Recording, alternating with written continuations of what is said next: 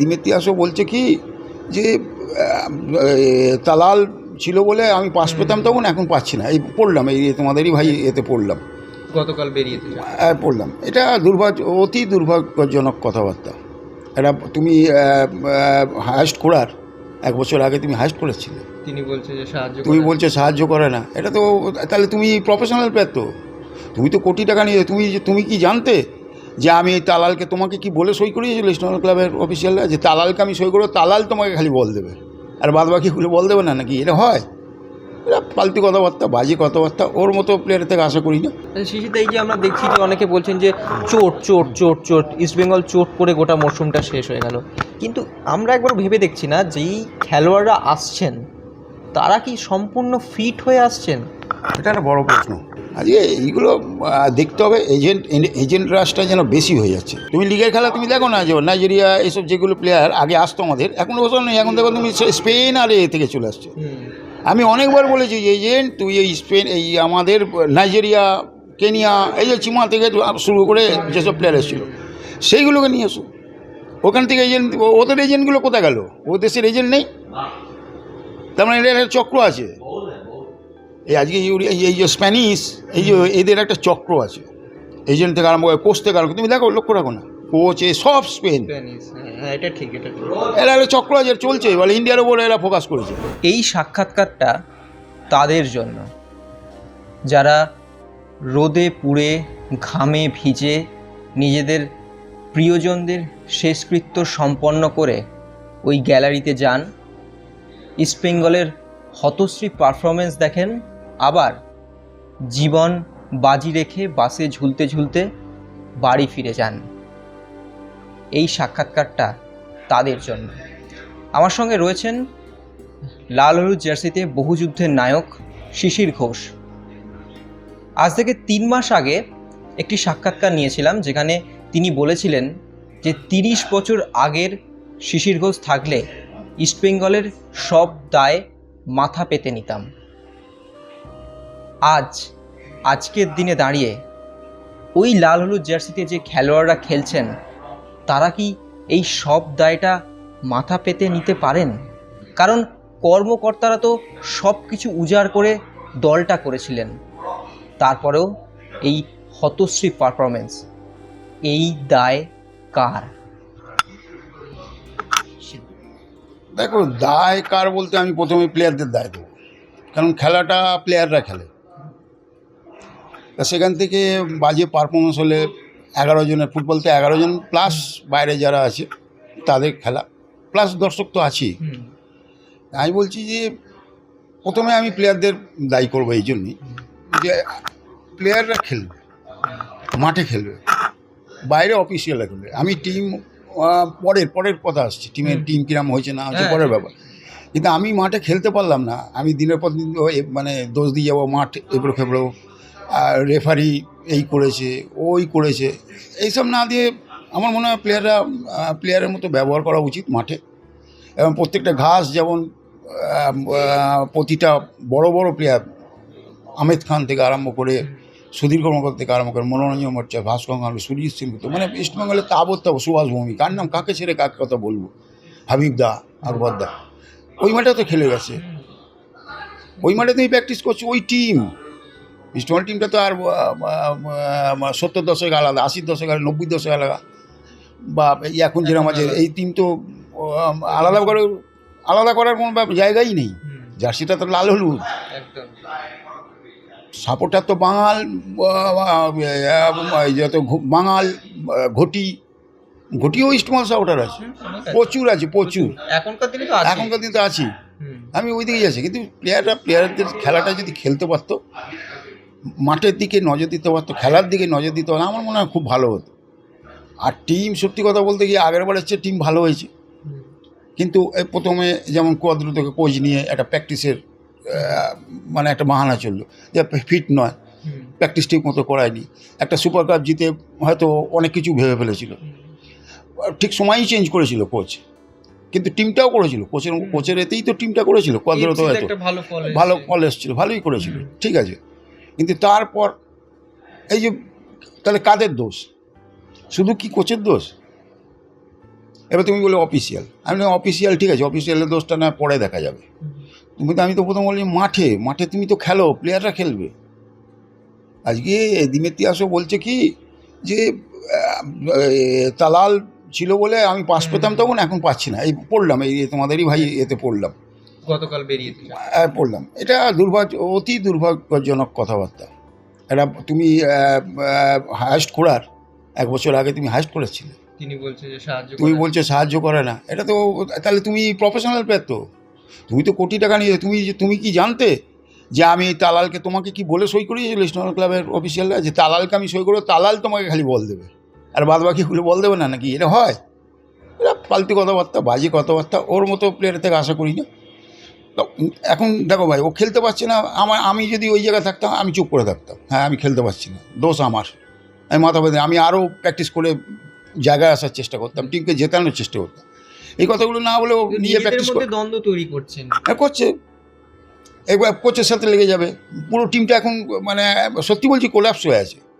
মানে জেতার এটা ভুলে গেছে, কিরম করে জিততে হয় ভয় পাচ্ছে, মাঠে নামতে ভয় পাচ্ছে। প্রত্যেকটা প্লেয়ার এখন আমি দেখছি এটা আতঙ্কের ছাপ, যে টিমই আসুক উল্টো দিকে। মনমান তো ছেড়ে দাও, মানে ইস্টবেঙ্গল কপাল ভালো যে বেশি করে হারিনি। এটা যেহেতু নার্ভের খেলা থাকে বলে, পিটি থাকে বলে, ডার্বিটা আমি তোমায় বলছি, এবং সাপোর্টার একটা মানে পার্ট থাকে বলে ইস্টবেঙ্গল বেশি গোল খায়নি। নাহলে টিমের অবস্থা খুব খারাপ। চোখ মুখ দেখে একটা প্লেয়ার নামবে জল জল করে, ইস্টবেঙ্গল জার্সি পরে নামছে, একটা বড় টিম খেলো, বড় ম্যাচ খেলবো, তুমি জন্মন করবে কোথায়? কারণ তুমি বড় ম্যাচ খেললে তুমি হাইলাইটেড হবে বেশি। সারা দেশে সারা ওয়ার্ল্ডে ইস্টবেঙ্গলের সাপোর্টার আছে। বড় ম্যাচ তোমার খেলার জন্য তোমার টাকা দিয়ে নিয়ে আসে ক্লাব কর্তারা, আর তুমি তারপরে যদি বলে আমি বল পাইনি, ও তালার লেগে গেছে, আর লেগে গেছে যে আছে তার সাথে তুমি অ্যাডজাস্ট কম্বিনেশন করো না ভাই। টিম তো একজনের খেলা না। আর যদি তালাল ধরো খেলছে, একটা রেড কার্ড দেখে বসে গেল, তাহলে ও 2টো ম্যাচ গেল, আবার পরের ম্যাচে হলুদ কার্ড দিল, তাহলে তালাল ইনজিওর্ড নয়। কিন্তু যদি এরম খেলতো তাহলে কি তুমি ওকে তালার কি সার্ভিসটা পেতে? এরমভাবে ফুটবল হয় না যে ও পাস দিতে বলে ও ইনজিওর্ড হয়েছে বলে আমি আর খেলতে পারছি না। তার মানে তো তোমার অক্ষমতাটা তুমি প্রকাশ করলে, তাই না? অ্যাকচুয়ালি তোমার অক্ষমতা, তুমি খেলতে পারছো না, তুমি অ্যাডজাস্ট করতে পারো না। তুমি অ্যাডজাস্ট না করতে পারলে, তুমি বড় প্লেয়ার, তোমাকে অ্যাডজাস্ট করতে হবে। তুমি আজকে তোমাকে নিয়ে এসছে এই জন্যে। শিশিরদা, এই যে আমরা দেখছি যে অনেকে বলছেন যে চোট চোট চোট চোট, ইস্টবেঙ্গল চোট করে গোটা মরশুমটা শেষ হয়ে গেল, কিন্তু আমরা একবার ভেবে দেখছি না যেই খেলোয়াড়রা আসছেন তারা কি সম্পূর্ণ ফিট হয়ে আসছেন? এটা একটা বড় প্রশ্ন। আমি জানি না টেকনিক্যাল লোক মানে সই করায় কিনা এদের, কারণ ইমামি যিনি বস আছেন ধরুন, সে হয়তো টাকা দিচ্ছে, ঠিক আছে, এবং তার পরবর্তী পদক্ষেপগুলো দেখতে হবে। কারা থাকে টিম রিক্রুটে, মানে প্লেয়ার রিক্রুটের ব্যাপারে কারা থাকে, ম্যানেজমেন্টের লোক থাকে না ক্লাবের টেকনিক্যাল লোক থাকে, এইগুলো দেখতে হবে। এগুলো তো আমার অজানা, আমি তো হাওয়ায় কথা বলতে পারি না। কিন্তু যতদূর শুনেছি টিমের তোমার এজেন্ট রাজ, এই যে এজেন্ট রাজটা সারা পৃথিবীতেই আছে, এটা কোনো নেই। কিন্তু কোন এজেন্টটা যে প্লেয়ারটাকে বলছে সেই প্লেয়ারটা তো আমাকেও দেখতে হবে। এবার ক্লাবের কতখানি গ্রহণযোগ্যতা আছে, মানে ক্লাবের যে লোক, ক্লাবের পার্ট থেকে যে লোক যাবে তার কতখানি গ্রহণযোগ্যতা আছে, মানে আমাদের ইমামির কাছে, তবে তো সে পাঠ সে বুঝতে পারবে, সে টেকনিক্যাল লোক পাঠাবে, তাই না? সেই জন্যই বলছি এই পক্ষেরই দোষ আছে যে এই টেকনিক্যাল লোক নেই বলে তুমি যাকে তাকে পাঠিয়ে দিচ্ছ, যা তা প্লেয়ার ধরে নিয়েছে, সেরকমই খেলোয়াড় আসছে। তুমি তালাল আগেরবার, এটাও ঠিক, তালাল আগেরবার ভালো খেলেছিল, পাঞ্জাবের সিট ভালো খেলেছিল, ওকে নিয়েছো, দুর্ভাগ্য চোট লেগে গেছে, ঠিক আছে আমি মানছি। একটা প্লেয়ার দিয়ে তো আর তুমি ম্যাচ জিতবে না। যেমন মোহনবাগান ধরো, ঠিক আছে আমি মানছি কম টাকার টিম হয়তো ইস্টবেঙ্গল করেছে, মোহনবাগান অনেক টাকা বেশি টিম করেছে বা আরও বেশি, কিন্তু তুমি প্লেয়ারটা চুজ করে ঠিক করে দেবো। যেমন তুমি দিমিত্রিয়াসকে তুমি নিয়ে এসছো, একটা ভালো প্লেয়ারকে তুমি নিয়ে এসছো, এইরকম তুমি নিয়ে এসো, প্লেয়ার নিয়ে এসো, তাই না? আজকে এইগুলো দেখতে হবে। এজেন্ট রাজটা যেন বেশি হয়ে যাচ্ছে, পুরোপুরি এই এজেন্ট রাজে ভরে গেছে গোটা পশ্চিমবাংলা বলছি আমি। তুমি ছোটো টিমও তাই, তুমি লিগের খেলা তুমি দেখো না, যে নাইজেরিয়া এইসব যেগুলো প্লেয়ার আগে আসতো আমাদের, এখন ওসব নেই। এখন দেখো তুমি স্পেন আর এ থেকে চলে আসছে, আমি অনেকবার বলেছি যে এজেন্ট তুই এই স্পেন এই আমাদের নাইজেরিয়া কেনিয়া এই যে চিমা থেকে শুরু করে যেসব প্লেয়ার এসেছিল সেইগুলোকে নিয়ে এসো। ওখান থেকে এজেন্ট, ওদের এজেন্টগুলো কোথায় গেল? ও দেশের এজেন্ট নেই, তার মানে এদের একটা চক্র আছে। এই আজকে এই যে স্প্যানিশ, এই যে এদের একটা চক্র আছে, এজেন্ট থেকে আরম্ভ করে কোচ থেকে আরম্ভ করে, তুমি দেখো লক্ষ্য রাখো না, কোচ এ সব স্পেন, এটা ঠিক, এটা ঠিক। এরা একটা চক্র আছে চলছে, বলে ইন্ডিয়ার ওপর এরা ফোকাস করেছে, মানে কলকাতা বিশেষ করে। মানে আগে যখন আসে যে আফ্রিকান আসতো, এখন আছে কোথায় ওটা পা, কোথায় চিমা, কোথায় এমাকে যুগো, এটা তো ওয়ার্ল্ড কাপ। এই যে তুমি দেখো অস্ট্রেলিয়া এখন ঢুকে পড়ে যাবার, এখন কামিংস, পেত্তাতোস, এই যে ম্যাকলান, এসব চলে পড়বে, সব ঢুকে পড়বে। ব্যাপারটা হচ্ছে এইটা, যখন যেরকম চলে এখন এইটা চলছে, ট্রেন চলছে, কোচ মানে বড় খেলোয়াড়দের সঙ্গে খেলেছেন মানেই সেখানে এসে সফলতা দেবেন। সেটা মেসির সঙ্গে খেলতে পারে, নেইমারের সঙ্গে খেলতে পারে একটা এক্সিবিশন ম্যাচে। আমি তো খেলেছি মারাদোনার সাথে, আমি এক্সিবিশন ম্যাচ খেলেছি। তাহলে কি আমি কি ওয়ার্ল্ড কাপ খেলেছি নাকি?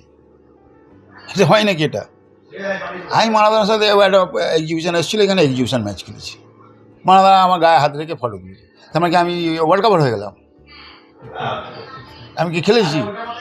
এবার আমার এজেন্ট গিয়ে বাইরে বলে না দাঁড়া, ও খেলেছে, মারাদোনার সাথে ফটো দিলে ওই সব ফটো দেখিয়ে তুমি এখানে এজেন্টগুলো এইসব বলছো, ওরা বিরাট প্লেয়ার। খেলার নামে, বাংলা কথা, খেলার নামে অষ্টরম্বা, এদের দিয়ে হবে না। আমি বলছি, আবার আমাদের যেরাম আবহাওয়া, সেই আবহাওয়ার মধ্যে নাইজেরিয়া, কেনিয়ার এই অঞ্চলের সব প্লেয়ার নিয়ে আসুক। আমার দরকার নেই বোম্বে কী করছে কিছু করছে, আমার দরকার নেই। এটা সাধারণ কলকাতার আমরা লোক বুঝতে পারছি না, আমাদের ইতিহাস দেখ না। হ্যাঁ, মজিদ বাস্কার, জামশেদ ইরান থেকে এসছে, এশিয়ান কান্ট্রি আমাদের, ওর তো ঠান্ডার দেশ নয়। আমাদের গরম দেশে প্লেয়ার নিয়ে আয়, আমরা শ্যুট করবো, আমরা খেলবে ভালো, আমার দরকার নেই। দেখ না, ইস্টবেঙ্গল এনেছিল 27 সালে, ইংল্যান্ডের 3টে প্লেয়ার নিয়ে এসেছিলো, শ্যুট করেছিল, শ্যুট করেনি। ওয়ারাস কিন্তু নাইজেরিয়া, কেনিয়া, এই যে আমাদের সুলে মুসা, জনসন, এসব যে প্লেয়ার এসেছিলো ইস্টবেঙ্গলে, কতদিন শ্যুট করেছিল, ওকেরও। এখন এগুলো একটা শোন, এইগুলো হচ্ছে টেকনিক্যাল জ্ঞানের ব্যাপারটা। এই সাইডটা দেখতে হবে না, আমাদের এইগুলো শ্যুট করে, তাহলে আমাদের এদের নিতে হবে, বুঝলি না? ব্যাপার হচ্ছে এইটা, একটু দেখে শুনে করতে হবে তোকে। আর সবচেয়ে বড় কথা, সাপোর্টারদের দেখে আমার খুব কষ্ট লাগে, সত্যি বলছি। দেখ ইস্টবেঙ্গল সাপোর্টার, যেহেতু আমি খেলেছি, আমার খুব কষ্ট লাগে, কারণ মুখ দেখতে পাই না, মানে একটা টিম জিতে যাচ্ছে, মাথা নিচু করে চলে আসে, মাথা নিচু করে চলে আসে। কতদিন চলবে এরমভাবে? আমাদের সময় একটা দুটি দিন হলে আমরা না, আমাদের কিছু একটা করতে হবে, ভেতর থেকে এটা অন্যরকম, মানে উন্মাদনা, অন্যরকম তাগিদ অনুভব করতাম। এখানে তো কোনো তাগিদই দেখতে পাচ্ছি না। ক্লিন্টন বলে ছেলেটা, হ্যাঁ 2 বছর না 3 বছর খেলেছে, চলে গেল। কি তার মানে কি, তুই 36, 37, 38 বয়স ঢুকিয়ে তুই খেলতে নিয়ে আসছিস এদের, আর পাচ্ছে না, টানতে পারছে না। এদের দেখা যাচ্ছে ক্লিন্টনই তো তার উদাহরণ। পায়ে লাগতে হবে একটা প্লেয়ার, তাহলে আমি মেনে নিলাম, কিন্তু মাঠে দৌড়ে ক্লিন্টনটা কি খেলা খেলছে, কি খেলা খেলেছিল, কি খেলেছে, একটা গোল নেই। আর দিমিত্রিয়াস যে হাইস্ট করা, সে 15টা খেলায় 3টে গোল। কি ভাবা যায় এটা? কোথায় অবক্ষয়। Extra time.